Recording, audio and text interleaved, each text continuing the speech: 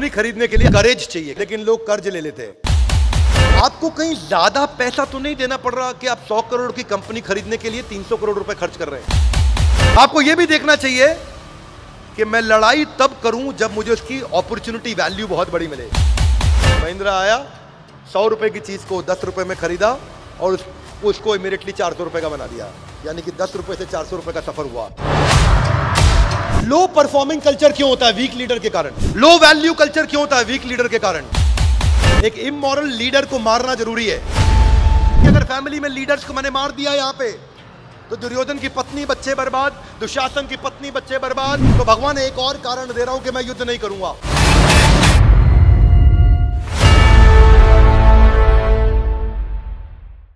स्वागत है आपका अगले अध्याय में, और आज हम ले रहे हैं भगवत गीता पहला अध्याय 43वां श्लोक।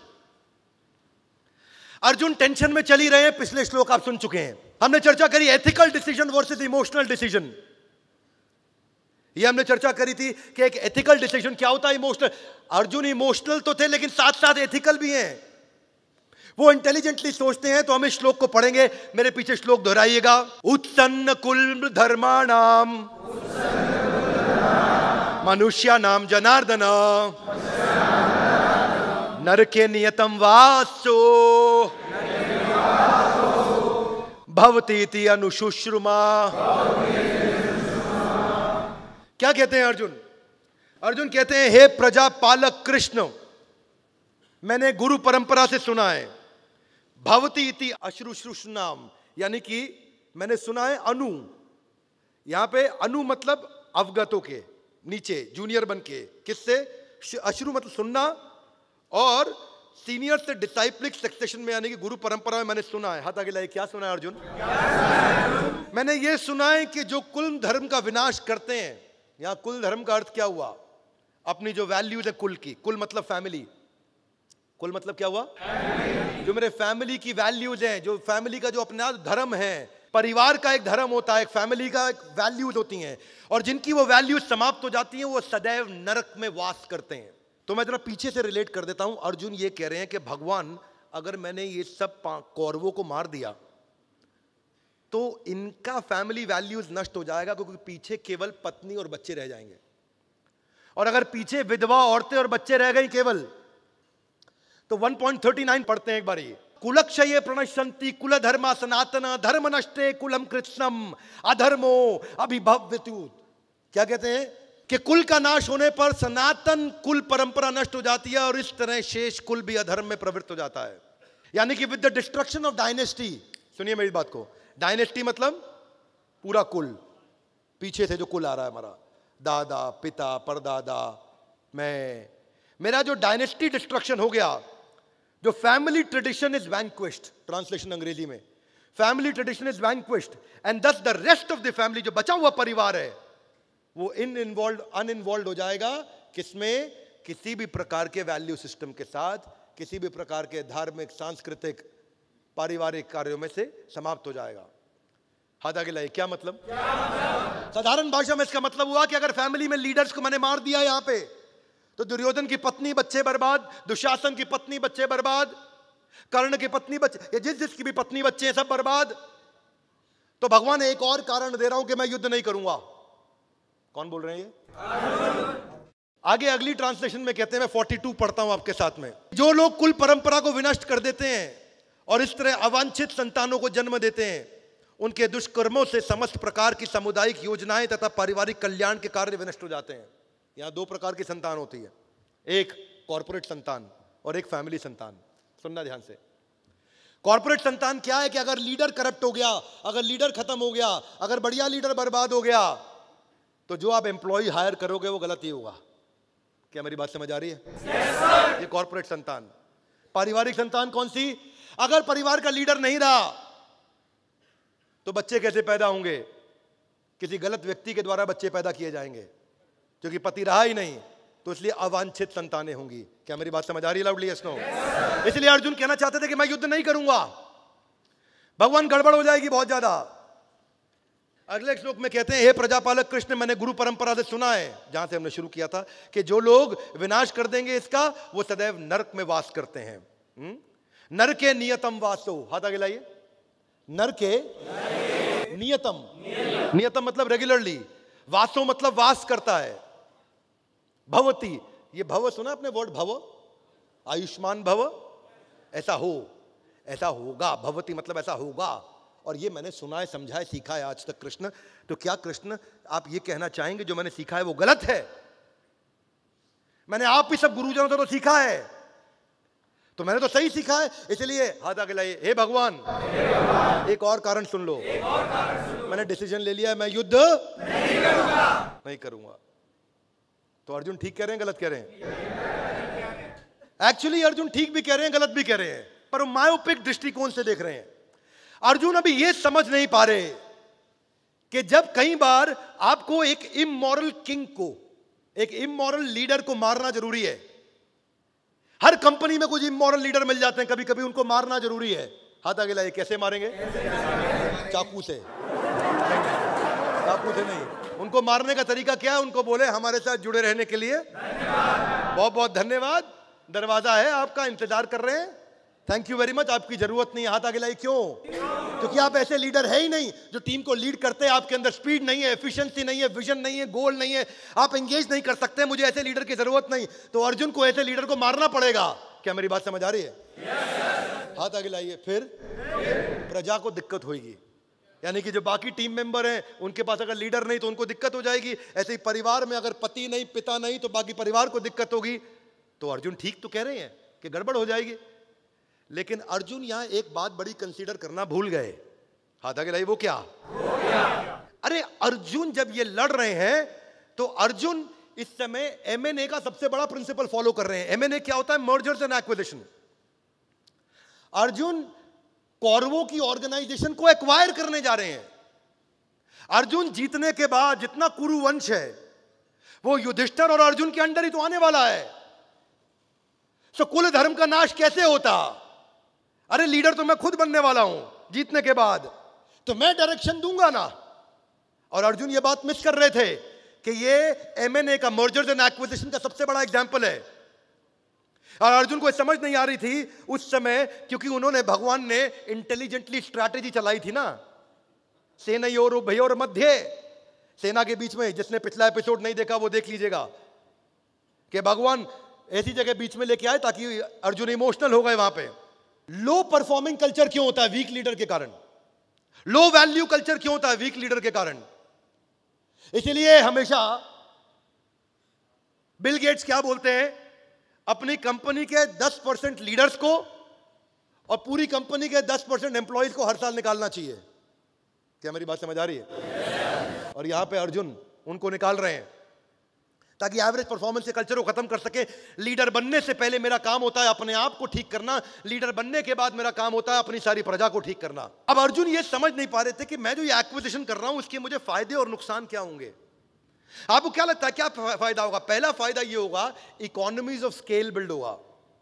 क्योंकि मैं केवल पहले पांडु पुत्र था, अब मैं इस समय भरतवंशी एक ऐसा राजा बनने वाला हूं जिसमें मैं दोनों डायनेस्टीज को लीड करूंगा। तो मेरी एक लीडरशिप 2 डायनेस्टीज को ड्राइव करेगी, सेम लीडरशिप बिगर टेरिटरी को ड्राइव करेगी, नई ज्योग्राफी को ड्राइव करेगी। उसको ये समझना था कि मेरी अब प्रोडक्टिविटी और बढ़ेगी, मेरी मैन पावर की, मेरी उतनी मैन पावर अब ज्यादा एफिशिएंट काम कर पाएगी, दूर तक इंपैक्ट ला पाएगी, क्योंकि मेरे शेयर्ड रिसोर्सेज होंगे जो अब कौरवों को भी लीड करेंगे। क्या मेरी बात समझ आ रही है? वो युद्ध के बाद को ठीक से पूरा नहीं देख पा रहे थे। वो ये नहीं देख रहे थे कि मेरी फाइनेंशियल कैपेबिलिटी बढ़ेगी और मैं अपनी प्रजा को और अच्छा से देख पाऊंगा। हाथ आगे लाइए। कैसे? क्योंकि नए एसेट जो कौरवों के थे वो अब पांडवों के हो जाएंगे। क्या मेरी बात समझ आ रही है? वो ये नहीं समझ पा रहे थे कि मेरी टेक्निकल कॉम्पिटेंस बढ़ेगी, मेरे पास आर्म्स और एम्युनिशन एक्स्ट्रा आ जाएंगे। वो ये नहीं समझ पा रहे थे कि मैं अब यहां पे मेरी डोमेस्टिक मार्केट प्रेजेंस से एक इंटरनेशनल ग्लोबल प्रेजेंस हो जाएगी, क्योंकि कौरवों के सारे अलायंस भी अब मेरे हो जाएंगे। मेरी एक ऐसी गुडविल बढ़ेगी और एक स्पीड आएगी। हाँ, ऐसा नहीं केवल फायदा ही फायदा है, युद्ध में नुकसान भी होते हैं। हाथ आगे लाइए। कैसे? देखिए, डीमेरिट्स भी हो सकते हैं। आपको क्या लगता है क्या डीमेरिट होंगे क्या अर्जुन के एक्विजिशन पे? क्या नुकसान होंगे? अर्जुन अगर उनको एक्वायर करने जा रहे हैं, जो कंपनी को एक्वायर कर रहे हैं उसके जो एम्प्लॉय बचे हुए हैं उनके माइंड में इनसिक्योरिटी होती है, ये नई कंपनी आएगी क्या होगा, जब महिंद्रा ने सत्यम को एक्वायर किया, सत्यम में रामालिंगम राजू का फ्रॉड था, तो लेकिन उनके एम्प्लॉय के मन में था कि महिंद्रा हमारे साथ क्या करेगी। ऐसे ही कौरवों के जो बचे हुए परिवार हैं, उनके सदस्यों के मन में ये शंका हो सकती है कि पांडव हमारे साथ क्या करेंगे। क्या मेरी बात समझ आ रही है? इनसिक्योरिटी हो सकती थी, पर क्योंकि युधिष्ठिर है यहाँ पे, तो युधिष्ठिर ये उतने ही सच्चे इंसान है जितना सच ये है कि सूरज उगेगा और ढलेगा। एक एक्विजिशन का और नुकसान हो सकता है कि आपको कहीं ज्यादा पैसा तो नहीं देना पड़ रहा कि आप 100 करोड़ की कंपनी खरीदने के लिए 300 करोड़ रुपए खर्च कर रहे हैं। कौरवों को हराने के लिए जितनी ताकत लगनी थी उससे ज्यादा ताकत तो नहीं लग रही अर्जुन की। क्या मेरी बात समझ आ रही है? या फिर यह भी हो सकता है कि जिस कंपनी को एक्वायर कर रहा हूं उस कंपनी के एम्प्लॉयज का मेरा कल्चरल मिसफिट है, उनकी सोचने का तरीका अलग है, मेरे सोचने का तरीका अलग है। ये अच्छी लीडरशिप से ठीक कर सकते हैं। पद्म विभूषण लक्ष्मी निवास मित्तल, जो कि एक समय पे दुनिया के चौथे सबसे रईस इंसान बने थे लगभग 2011 में, आज 54वें सबसे शक्तिशाली व्यक्ति हैं पूरी पृथ्वी के। लक्ष्मी निवास मित्तल, जिनकी कंपनी का नाम है आर्सिलर मित्तल। आखिरी कील जब उन्होंने ठोकी थी ना, उन्होंने आर्सिलर कंपनी खरीद ली थी। उनकी शुरुआत 1960s 70s में इंडोनेशिया की एक वीक स्टील कंपनी जो कि फेल हो चुकी थी उसको खरीदने से हुई। लक्ष्मी निवास मित्तल ने अपना बनाया हुआ धंधा नहीं किया क्रिएट, हमेशा 100 रुपए की कंपनी को 20 रुपए में खरीदा, गोरिल्ला वॉरफेयर, और उसको बाद में 200 रुपए का बनाया। क्या मेरी बात समझ आ रही है? 100 करोड़ की कंपनी को 20 करोड़ में खरीदा और बाद में 200 करोड़ बनाया। आर्सिलर मित्तल को फोर्ब्स की लिस्ट में आज 57वां सबसे शक्तिशाली आदमी माना जाता है दुनिया का।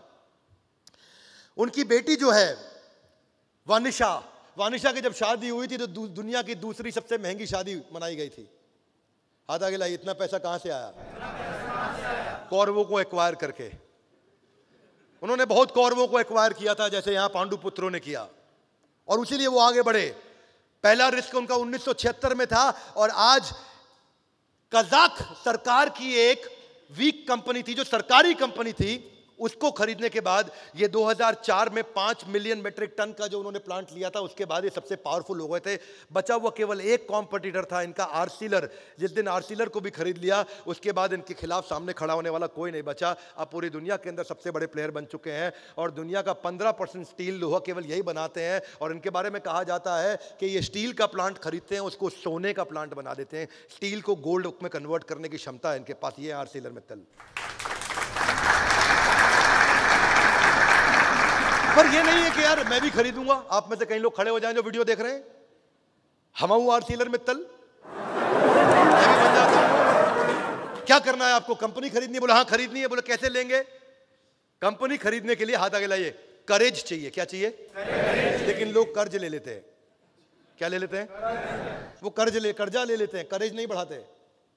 और वही हुआ एमटेक ऑटो के साथ। अरविंद धाम बिलियन टू बस्ट, सबसे बड़े अरबपतियों में आज धूल में आकर के मिट्टी में मिल गए। हाथ आगे लाए, क्यों? ये भी खरीद लूं, वो भी खरीद लूं, यहां भी खरीद लूं, वहां भी खरीद लूं, और कर्जा ले लो, और कर्जा ले लो।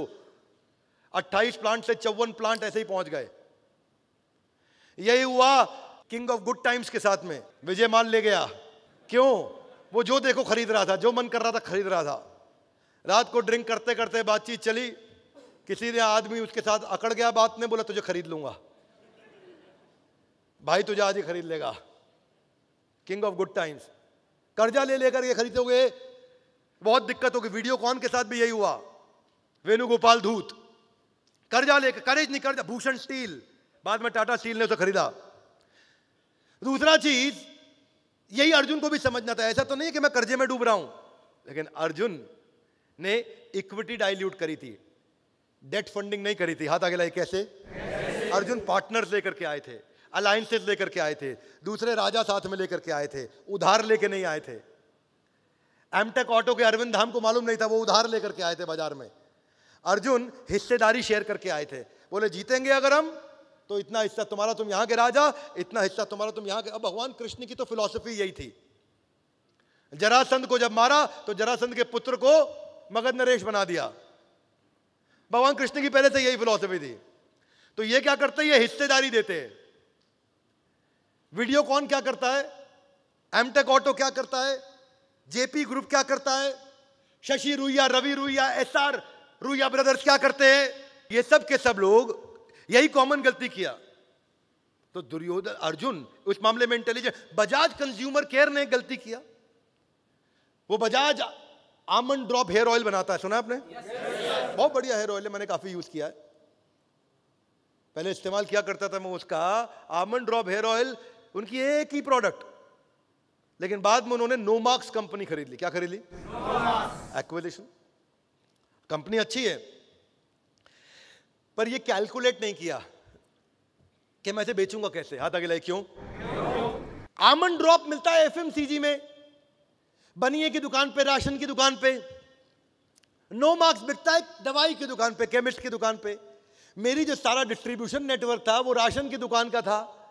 अब मुझे इसके चक्कर में नया डिस्ट्रीब्यूशन नेटवर्क बनाना पड़ गया, जो दवाई की दुकान के लिए पूरी नई टीम हायर करनी पड़ी, क्योंकि आज तक टीम तो राशन के हिसाब से सेट थी। तो वो प्रोडक्ट लेते जो राशन की दुकान पे बिकता, तो मेहनत नहीं करनी पड़ती, पूरी की पूरी एक प्रोडक्ट के चक्कर में नई टीम ने तैयार करनी पड़ती। तो ऐसा ना हो जाए यहां बैठे कई लोग वीडियो देखते हुए सोचे हम आर सीलर मित्तल, क्योंकि जो आप खरीदने जा रहे हो उससे अपनी ब्रांड आइडेंटिटी को समझो। हम जब पूरा कंटेंट बनाया 1 लाख वीडियोस का बड़ा बिजनेस जूनियर, तो पूरा घर में बैठ के नहीं बनाया, कुछ बाजार से एक्वायर करके लाए हम, कुछ हमने बनाया। हमने उस वेंडर से बनाया जिसने 3-4 स्टार्टअप्स के लिए बनाया था, तो उसके साथ हमने उसकी एक्सपर्टीज देखी, उसका एक्सपीरियंस देखा, उसके साथ बनवाया। क्यों? क्योंकि ये प्रोडक्ट मेरी आइडेंटिटी को मैच करता है। पर पतंजलि ने ये गलती कर दी, वो उन प्रोडक्ट को उठा के ले आया जो उनकी आइडेंटिटी से मैच ही नहीं करता था। मैं हूं स्वदेशी लेकिन बेच रहा हूं जीन्स। बाद में पतंजलि को हटाने पड़े वो प्रोडक्ट। क्या मेरी बात समझ आ रही है? स्नो। जबकि ओला ने टैक्सी फॉर श्योर खरीदी, वो उनकी आइडेंटिटी को मैच करता था, तो वो एक्विजिशन अच्छा है। फेसबुक ने, देखो ये भी देखना चाहिए कि इस ब्रांड का भविष्य क्या है। फेसबुक ने इंस्टाग्राम और व्हाट्सएप को खरीदा, भविष्य को समझ पा रहा था। क्या मेरी बात समझ आ रही है? स्नो। आपको यह भी देखना चाहिए कि मैं लड़ाई तब करूं जब मुझे उसकी अपॉर्चुनिटी वैल्यू बहुत बड़ी मिले। सत्यम के अंदर, सत्यम का शेयर मार्केट में शेयर रोज रोज औंधे मुंह गिर रहा था, उसकी कीमत खत्म हो गई थी, 1/10 कीमत नहीं रह गई थी, पर कंपनी में दम था, लीडर चोर था। महिंद्रा ने क्या बोला? मैं खरीदता हूं उसको, लीडरशिप मैं दूंगा। ये रियल एग्जांपल ऑफ महाभारत। यहां आकर के अर्जुन ने सस्ते में कौरवों को 18 दिन में निपटा दिया पूरा प्रोजेक्ट। यहां तो एक कंपनी खरीदने में 1-1 साल लग जाता है। क्या मेरी बात समझ आ रही है? और उन्होंने आकर के देखा कि भाई सत्यम बढ़िया कंपनी है, लेकिन लीडर रामलिंगम राजू गलत आदमी था। महिंद्रा आया, 100 रुपए की चीज को 10 रुपए में खरीदा और उसको इमीडिएटली 400 रुपए का बना दिया, यानी कि 10 रुपए से 400 रुपए का सफर हुआ। क्या मेरी बात समझ आ रही? Loudly yes no. रैनबैक्सी में भाइयों का झगड़ा चल रहा था, सन फार्मा आया, उसने रैनबैक्सी खरीद ली। कल्पना सरोज मामूली हवलदार की बेटी थी, कमानी ट्यूब जो कि सिख कंपनी कर्जे में डूबी, उसको खरीद ली, उसने उसको टर्न अराउंड किया। आज कल्पना सरोज को पूरा देश जानता है, उसको पूरा देश मानता है। उसकी कहानी सुनकर के लोगों की आंखों में आंसू आ जाते हैं। आज वो बड़ा बिजनेस की प्रोफेसर भी है। 2 तरीके हैं बाजार में घुसने के, या तो अपना नया प्रोडक्ट बना करके लेके आओ, या सामने का रेडीमेड प्रोडक्ट खरीद लो। नया बना के लाके तो जीरो से काम चालू करोगे, सामने का रेडीमेड खरीदोगे तो अगर वो 100 करोड़ का धंधा कर रहा है तो आप 101 करोड़ से चालू करोगे। और इन सब का गॉड फादर, बिग डैडी, इन सब के बड़े पापा कौन है ना पृथ्वी पे? वो तो बात ठीक है, वो सबसे बड़े पापा है, हो सकता मान सकते हैं, मैं आपको प्रणाम करता हूं उसके लिए, आपकी भावना के लिए, आपकी फीलिंग्स के लिए। लेकिन अभी भारतवर्ष में इन सब का सबसे बड़ा गॉड फादर है वो है गौतम भाई अडानी। गौतम भाई अडानी एक ऐसे आदमी है जिन्होंने लगभग कोई भी कंपनी खुद नहीं बनाई, इन्होंने सब कुछ खरीदा है। ये वेट करते हैं किसके ऊपर ईडी की रेड पड़ी है, ये वेट करते हैं किसको और भी वॉच डॉग्स जाके कंट्रोल कर रहे हैं, रेगुलेट कर रहे हैं। और वो जब कंपनी टूटने लगती है, बर्बाद होने लगती है, तो ये पहुंच जाते हैं, उसको खरीद के ले आते हैं। पिछले 5-7 सालों के अंदर 100 से ज्यादा कंपनियां खरीदी गौतम भाई अडानी ने। इनको बोलते हैं किंग ऑफ एक्विजिशन। इनके बारे में बोला जाता है ये बिजिएस्ट डील मेकर हैं गौतम भाई, busiest deal maker, king of acquisition. ACC के अलावा आज बाद में सीमेंट से लेके, पोर्ट से लेके, एनर्जी से लेके, सोलर से लेके, डेटा सेंटर से लेके, डिफेंस से लेके, मैन्युफैक्चरिंग से लेके, पावर ट्रांसमिशन से लेके, कोई धंधा नहीं बच रहा जहां पे कोई धंधा करता और गौतम भाई जाके उस कंपनी को ना खरीद के ले आए हो। वो कहते हैं मैं क्यों चालू करूं, तुम कर रहे हो ना, तुम्हें चलाना नहीं आता, हम तुम्हारी 100 रुपए की चीज को 10 रुपए में खरीदेंगे, अपने पोर्टफोलियो में लाते ही 200 रुपए की बना देंगे। और वही कारण है गौतम भाई अडानी इतने कम टाइम के अंदर भारत के सबसे अमीर इंसान बने और दुनिया के भी सबसे अमीर 5 लोगों में उनका नाम आया। Are you with me loudly? Yes no? ये टर्न अराउंड मॉडल है। अर्जुन भूल गया था कि वो टर्न अराउंड मैनेजमेंट पे काम कर सकता है। उसको ये टेंशन हो गई कि दुर्योधन की और कौरवों की पत्नी और बच्चों को क्या होगा।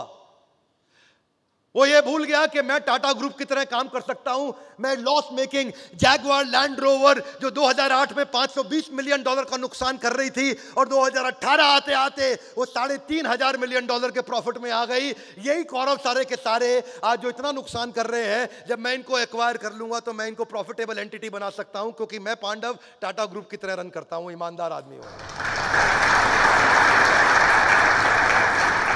वॉलमार्ट जब इंडिया में आया तो हमारे देश की सबसे बड़ी एक्विजिशन करी, $16 बिलियन की 80% में उसने खरीद लिया फ्लिपकार्ट के अंदर। जब जोमेटो को आगे बढ़ना था तो उसने देखा उबर ईट्स का जो इंडिया वर्जन है, जो डिलीवरी करता है, जो खाने की डिलीवरी करता है, उसको ले लिया तो उबर ईट्स के सारे कस्टमर आपके हो गए। इसी तरह उबर ईट्स के जितने भी कस्टमर थे वो जोमेटो के हो गए। इसी प्रकार कौरवों की जितनी भी फैमिली है वो अब हमारी फैमिली हो गई। अब उनकी जिम्मेदारी हमारी हो जाती है। इसीलिए पहला अध्याय अब समाप्त होता है जहां पे अर्जुन रो करके परेशान हो चुके हैं और इतना रो चुके हैं, इतना रो चुके हैं।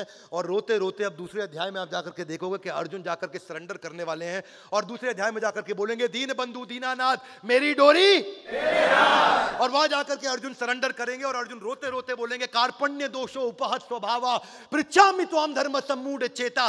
कृपणता के चलते मैं इतना टेंशन में आ गया हूं भगवान, मुझे कुछ समझ नहीं आ रहा। भगवान मैं जीता तो भी हारा, मैं हारा तो भी हारा। अगर मैं हारा ही हारा तो भगवान अब आप ही मुझे जिताएंगे। हे भगवान मुझे अब कुछ भी समझ नहीं आ रहा, मुझे आप कृपा करके ज्ञान दीजिए, अपनी शरण में लीजिए। और तब अर्जुन माइक जो कस के पकड़ के बैठे थे अब उस माइक को ढीला करेंगे और माइक अब कृष्ण के हाथ में आएगा और उसके बाद कृष्ण भगवत गीता जो अपना प्रोडक्ट लेकर के आए शुरू करेंगे।